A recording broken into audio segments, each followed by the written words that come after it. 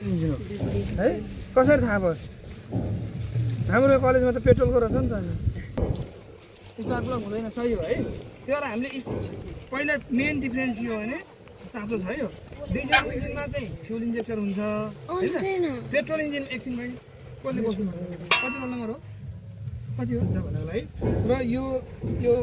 white कलरको छ नि यसलाई चलाउँछ हो यसलाई हल्लाउँछ अलिकति फेरि भित्र बाहिर गर्नु कहाँ हालिरहेको छ है यो चाहिँ एक्सलरेटर रहेछ र त्यसले चाहिँ हाम्रो लिङ्क चाहिँ कहाँ छ फ्युल इन्जेक्सन पम्प है त जहाँ चलाइरहेको छ त्यो फ्युल पम्प हो त्यहाँबाट फ्युल पठाउँछ अनि त्यसको पाइप कहाँ आएको छ त्यहाँबाट पाइप आएको छ नि त एउटा होइन त्यो पाइप यहाँ आएको होला त्यो ठाउँमा है यो देखिएको चुच्चो यो तातो छ यो देखेको चुच्चो चाहिँ के हो यो चाहिँ फ्युल इन्जेक्टर हो है फ्युल इन्जेक्टर रहेछ त्यही भएर त्यो पम्पमा चाहिँ फ्युल कहाँबाट आइरहेको छ भने चाहिँ फ्युल ट्याङ्क यहाँ छ हाम्रो फ्युल ट्याङ्क छ फ्युल ट्याङ्कबाट त्यहाँ फ्युल जान्छ फ्युल पम्पमा यो पाइपबाट हो त्यस पछाडि चाहिँ तपाईँको यो फिल्टरमा गएको छ फिल्टरबाट यहाँ आउँछ यहाँबाट फेरि त्यहाँ गएको छ होइन त त्यही भएर यो चाहिँ डिजल इन्जिन भन्ने हामीले थाहा भयो जुनमा फ्युल इन्जेक्टर हुन्छ त्यो चाहिँ डिजल इन्जिन रहेछ यदि त्यसको सट्टामा त्यहाँ चाहिँ तपाईँको स्पार्क प्लग राखेको भए त्यो चाहिँ के हुन्थ्यो पेट्रोल इन्जिन हुन्थ्यो होइन अब इन्जेक्टर कहाँ राखेको हुन्छ त इन्जिनको कुन पार्टमा क्र्याङ्क केसमा हुन्छ कि ब्लकमा हुन्छ कि हेडमा हुन्छ केमा हुन्छ थाहा भएन इन्जिनको हेडमा हुन्छ है हेडमा त्यो चाहिँ जहाँ फ्युल इन्जेक्टर राखेको छ त्यो हेड रहेछ त्यो माथिको भाग चाहिँ के रहेछ हेड रहेछ है जहाँ इन्जेक्टर राखेको यो डल्लो पुरै हेड रहेछ अनि त्यस पछाडि त्योदेखि तलपट्टिको चाहिँ ब्लक हो अब अरू इन्जिनहरूमा चाहिँ के हुन्छ नर्मल रिगल पाउँछ माथि हेड तल चाहिँ ब्लक अझै तल क्र्याङ्क केस होइन तर यसमा पावर टिलरमा चाहिँ फरक हुँदो रहेछ यसमा त इन्जिन त होरिजेन्टल रहेछ इन्जिनको ब्लक यो ब्लक भयो यो हेड भयो होइन अनि क्र्याङ्क केस साइड है त पछाडिपट्टि अर्को अरूमा ट्र्याक्टरमा भएको यसरी भर्टिकली तल बाइकमा पनि त्यही हुन्छ होइन स्कुटरमा पनि त्यही हुन्छ त्यही भएर अब यो चाहिँ इन्जिनको कम्पोनेन्ट हामीले हेर्दाखेरि के रह्यो भने यो हेड हो भने यसमा एउटा जोडेर छ फ्युल इन्जेक्टर अर्को चाहिँ यहाँबाट के लान्छ एयर लान्छ यो चाहिँ intake system intake and exhaust system भन्यो भने त्यो चाहिँ मेनिफोल्ड पाइप छ नि यो पाइप चाहिँ के हो मेनिफोल्ड हो इन्टेक मेनिफोल्ड यो भित्रबाट गएर यहाँ फिल्टर भएर हावा भित्र जाँदो रहेछ होइन त अनि त्यो हावालाई चाहिँ त्यहाँ डिजल स्प्रे गरेर बलिसकेपछि यो चाहिँ यतापट्टिको तातो छ यो त्यो चाहिँ के हो एक्जस्ट मेनिफोल्ड यो पाइप चाहिँ त्यहाँ इन्टेकको पाइप छ यहाँ एक्जस्टको पाइप छ त्यो ब्राउन कलरको छ नि केला यस्तो त्यो चाहिँ के हो एक्जस्टको पाइप अनि यहाँबाट धुवा फाल्ने रहेछ मफलर एक्जस्ट पाइप होइन यो चाहिँ एक्जस्ट मेनिफोल्ड है भनेपछि एउटा सिस्टम हामीले हेऱ्यो इन्टेक एन्ड एक्जस्ट सिस्टम अर्को सिस्टम चाहिँ फ्युल सप्लाई सिस्टम होइन यहाँबाट हालेको फ्युल यसरी गएर सप्लाई हुने फ्युल सप्लाई सिस्टम भन्ने अर्को कुन सिस्टम हुन्छ कुलिङ सिस्टम यसमा कुलिङको लागि पानी हाल्ने यहाँ रहेछ है त यसमा हालिदिने हो र यो अब यसमा होपर पनि कुनैमा होपर टाइपको हुनसक्छ अब यो होपर टाइपको हो कि होइन भनेर हेर्न हामीले यतापट्टि झाडी देखिन्छ यतापट्टि है यहाँभित्र पङ्खा छ अनि यो चाहिँ के हुनु पऱ्यो पङ्खा छ जालीको के हो त्यसको नाम रेडिएटर हुन्छ यो पानी हालेको हामीले रेडिएटरमा हुन्छ होइन यतापट्टि फ्यान रहेछ यो चाहिँ के थर्मोसाइफन टाइप हुनु पऱ्यो कि चाहिँ फोर सर्कुलेसन पम्प पनि जोडिएको छ भने फोर सर्कुलेसन भयो पम्प जोडिएको छैन भने त्यो चाहिँ फोर्स थर्मोसाइफन टाइपको दुईटैमा फ्यान पनि हुन्छ दुईटैमा के हुन्छ रेडिएटर पनि हुन्छ भने यो चाहिँ वाटर पुलिङ टाइपको रहेछ है त अब त्यसपछि आयो लुब्रिकेटिङ सिस्टम भनेको के त के हाल्ने त्यसमा मोबिल हाल्ने मैले तपाईँलाई भनेको थिएँ मोबिल चेक गर्ने निडल हुन्छ भनेर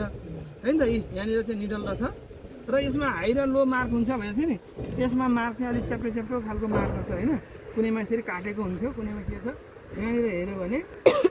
यो च्याप्टो जहाँ बनाएको छ यो चाहिँ लोवर मार्क हो यहाँ लोवर मार्क यहाँ चाहिँ हायर मार्क यो बिचमा हुनु पऱ्यो लेभल होइन त यसरी हामीले चेक गर्ने र अर्को यसको थिकनेस कतिको बाक्लो छ भनेर पनि हेर्नु रहेछ कलर हेर्नु रहेछ होइन अनि यसलाई यो त चेक गर्नको लागि मात्रै भयो कति छ लेभल भनेर चेक गर्नु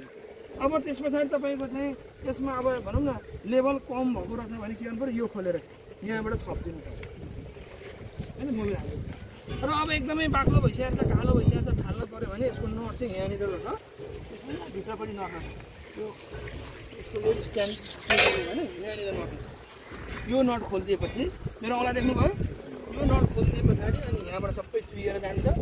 होइन अनि त्यसलाई फेरि सफा गरेर बन्द यो फ्युल इन्जेक्टरको टाइमिङ मात्रै मिलाउनु हुन्छ कतिखेर स्प्रे गर्ने अरू पार्ट्सहरू पनि राख्नु पर्दैन है त्यही क्र्याङ्क साफ्टले यो भित्र अब यसको क्र्याङ्क साफ्ट पिस्टन सबै भित्र हुने बाहिर देखिँदैन बाहिर कभर मात्रै देखियो त्यसको चाहिँ बडी देखियो ब्लक देखियो होइन त्यो कुराहरू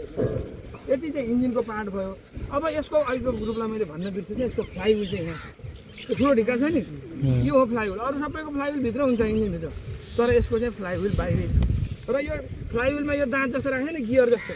त्यो चाहिँ सेल्फ स्टार्टको लागि एउटा मोटर यहाँ राखेको छ यसको अर्को गियर यहाँभित्र छ यहाँ निहालेर हेर्नुबाट यहाँ हाम्रो सेल्फ बिग्रिएर छ नभए यो सेल्फ छिर्दाखेरि यहाँ ब्याट्री हुन्छ ब्याट्रीको पावरले यो मोटर अन गरिदिन्छ अनि यो फ्लाइहुललाई घुमाइदिन्थ्यो अब अहिले हाम्रो सेल्फ बिग्रिया छ त्यही भएर हामीले के गर्नु पऱ्यो यतापट्टि ह्यान्डल राखेर यो घुमाउनु पऱ्यो क्र्याङ्किङ गर्ने भनेको यो क्र्याङ्क चापको टुप्पो यहाँ छ त्यहाँ एउटा ह्यान्डल छ ह्यान्डल राखेर बेसरी घुमाउनु पऱ्यो है त अनि त्यस पछाडि त्यो के हुन्छ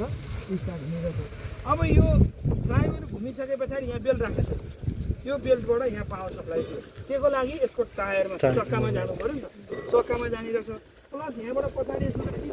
जोड्ने भएको रोटरी फ्लो त्यसको मुनिपट्टि जुन जोड्ने छ यसको मुनिपट्टि त्यसलाई पनि त्यहीँबाट पावर दिन्छ यहाँ र अब यसको कन्ट्रोल सिस्टममा के छ भनेपछि एउटा चाहिँ यो चाहिँ इन्गेज होइन हामीले क्लच चाहिँ नछिकेको अवस्था भने यो यतिखेर कुद्छ यहाँ राखेर कुद्छ स्टार्ट गरेपछि अब यसको बिग्रिएर त नभए डिसइन्गेज गर्ने चाहिँ यहाँ चाहिँ यसको डिसइन्गेज यहाँ लेखेकै छ डिसइन्गेज भनेर यता इन्गेज यहाँ डिसइन्गेज क्लचको काम गर्दो रहेछ र यसरी हामीले यहाँ राखिदियो भने चाहिँ अझै तल राख्यो भने चाहिँ ब्रेकको काम गर्छ अहिले हामीले यो बिग्रियाबाट यहीँ राख्छौँ है त यसमा रोकिँदैन नभए त डिसइन्गेज गर्दाखेरि रोकिनुपर्ने इन्जिन स्टार्ट भए पनि डिसइन्गेज भए रोकिने हो तर रोकिँदैन त्यही हामीले के गर्छौँ पार्किङ ब्रेकमा राखेर रोक्ने काम गर्दो रहेछ अब अर्को चाहिँ यसको गियर यो चाहिँ यसको गियर सिस्टम है त्यो गियरमा राख्नलाई पहिला यसलाई यहाँ होइन डिसइन्गेजमा राख्नु पऱ्यो अनि मात्रै गियर चेन्ज गर्नु पऱ्यो र त्यो यता गियर लेखेकै छ यहाँ आएर हेर्नुहोस् त यतापट्टि आएर यहाँ चाहिँ दुईवटा स्पिड हुन्छ यसको हाई र लो खेतमा जो होइन यता गऱ्यो भने 3 गियर र यता गऱ्यो भने चाहिँ रिभर्स गियर ब्याक गियर अब बाटोमा हिँड्दाखेरि के गर्नु पऱ्यो हाई स्पिडमा हिँड्नु पऱ्यो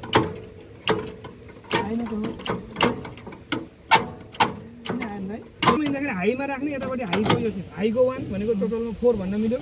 यो हाईको 2 होइन यसलाई 5 भन्न मिल्यो यसलाई 6 भन्न मिल्यो र यसलाई रिभर्सको हाई गियर अहिले चाहिँ हामीले हाईमा गर्दैनौँ अहिले हामी खेतमा जोड्नु आयो यसरी लोमा राखेर 2मा राखेर चलाउँछौँ 2मा पहिला राखिदियो स्टार्ट गर्यो होइन यसलाई चाहिँ इन्गेज गरिदिनु कुद्यो होइन कुद्नलाई के पनि गर्नु पऱ्यो किन यहाँ एक्सलरेटर यसरी हामीले फिक्स गरिदिन्छौँ तपाईँहरूले चलाउने बेला यसलाई चाहिँ नचलाउने बेला यो बन्द यसो गरिदिनु पनि आफै बन्द हुन्छ किन फ्युल बन्द भयो हामीलाई चाहिएको फ्युल तर यसलाई चाहिँ हामी फिक्स गरेर राखिदिन्छौँ फ्युल कन्टिन्युसली गइरहन्छ होइन अब तपाईँले चलाउने कसरी भनेपछि यहाँ पहिला सुरुमा यसरी राखेको हुन्छ गियरमा हुन्छ यो तान्ने यसरी तान्दाखेरि चाहिँ अलिक जोडले तान्नु पऱ्यो छोड्ने बेला चाहिँ बिस्तारै छोड्नु पऱ्यो नभए भट्टै उठ्नु होइन यसरी बिस्तारै छोड्नु पऱ्यो अनि टर्निङ गर्नु पऱ्यो भने चाहिँ यतातिर घुमाउनु छ नि यो थिच्ने अनि यो चक्कालाई यस्तो गर्ने यहाँ बसेर है उतातिर घुमाउनु पऱ्यो भने यसरी बसिया हुन्छ यसरी बस्यो खुट्टै जान भने डर हुन्छ साह्रै धेरै गऱ्यो भने चाहिँ त्यो ठिक्क मात्रै गर्ने फेरि बलसँग बेसी थिचिएर हुन्छ है त सेफ्टीमा पनि ध्यान दिनु पर्छ तर फेरि डराउनु पर्दैन ए उता गइहाल्छ भने छुनै डराउनु खुट्टै राख्नु डराउने होइन यति हुन्छ आफूले कन्ट्रोल चाहिँ गर्नु पऱ्यो र यसको हलोको डेप्थ टिलेजको डेप्थ यसले मेन्टेन गर्दो रहेछ अनि यो तल तल गऱ्यो भने यो माथि आयो भने माथि आउँछ कम जोड्छ त्यसरी चाहिँ जोताएको गइरहेको पनि यसले ल अब रोल नम्बर कतिबाट सुरु 25 बाट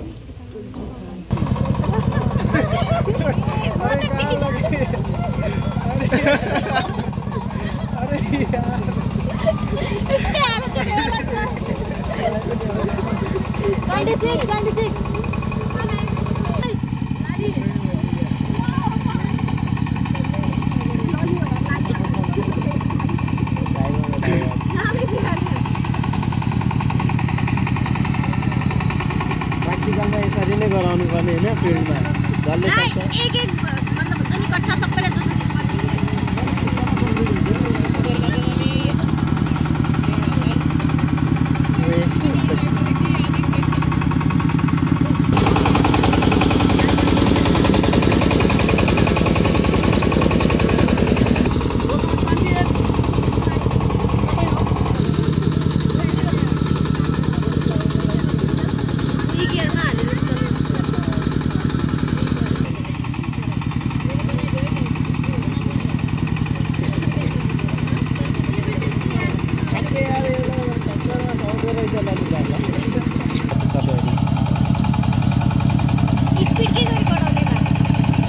त्यही गियर मात्र होला अरू त कुनै छैन